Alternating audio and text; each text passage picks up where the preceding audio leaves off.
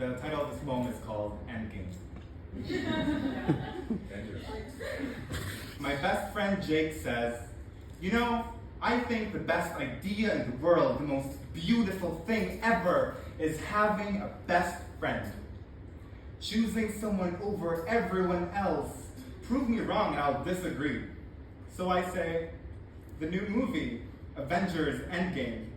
It's 2019 and it's the most talked about movie and we haven't seen it yet.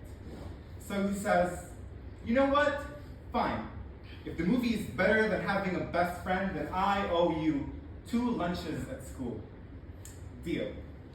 Jake bounces to Samantha. He pecks her cheek and chuckles. I think they're so perfect for each other.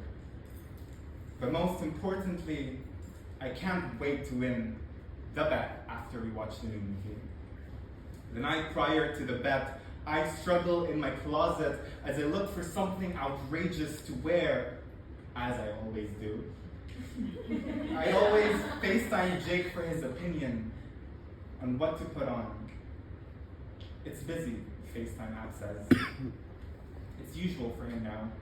Samantha is taking over his time and I don't mean it in any sort of way. Sometimes I think I'm awful to think of such a way. I mean, I'm happy for them. I'm happy that Jake finally found the one. The one and only. The perfect lover. When the time rolls in, he cancels and says he already went with her to see the movie. He didn't want to waste money watching it again.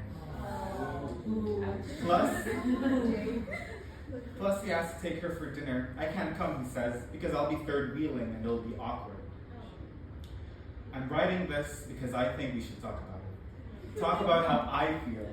Talk about how he's slowly drifting away into someone else's idea. I mean, I like Samantha. She's great. I'm happy. I'm really happy for them. But a heads up, maybe? A year has passed.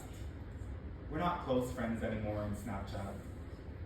He only ever asks to hang out when she's out of town. It's so one-sided now, and I don't think he knows that. I'm still the same though. Still so bubbly and extra with what I wear, and I suppose he's the same too. I think I've grown past the point of Jake's absence. I understand it. I've been in a short-lived one for 2 months, 2 weeks ago.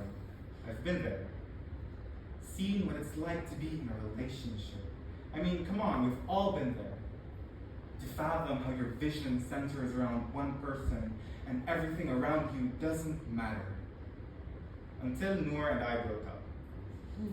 I came to Samantha for advice. Samantha told me how she hates this idealistic view of a relationship as one and only. She's one to talk. But she's right too. I made the same mistake Jake made. Forgotten everything around me. Forgotten Jake, my best friend in the whole world, existed. But to be fair, I felt like a placemat to him. I was just a flat piece of plastic to hold his love until he finds another. A placeholder.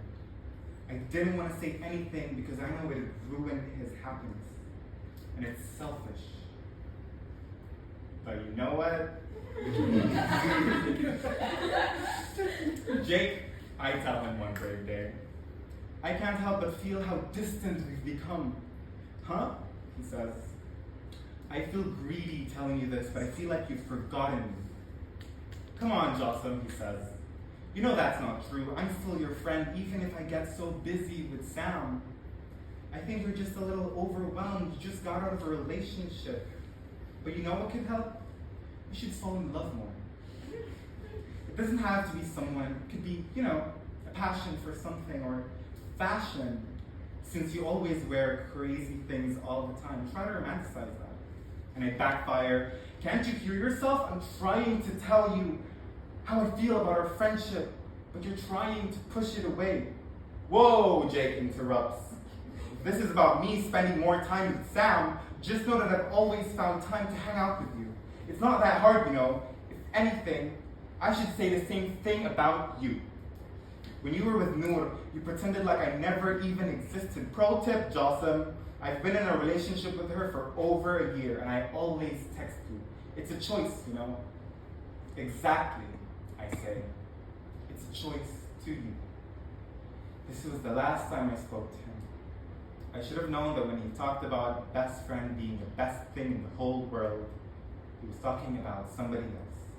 And all those inside jokes and certain places that belong to us means nothing to me now but an emptiness. I'm so happy for him, but God, do I miss how he used to be. It's March 2020, and I still haven't seen the new Avengers movie.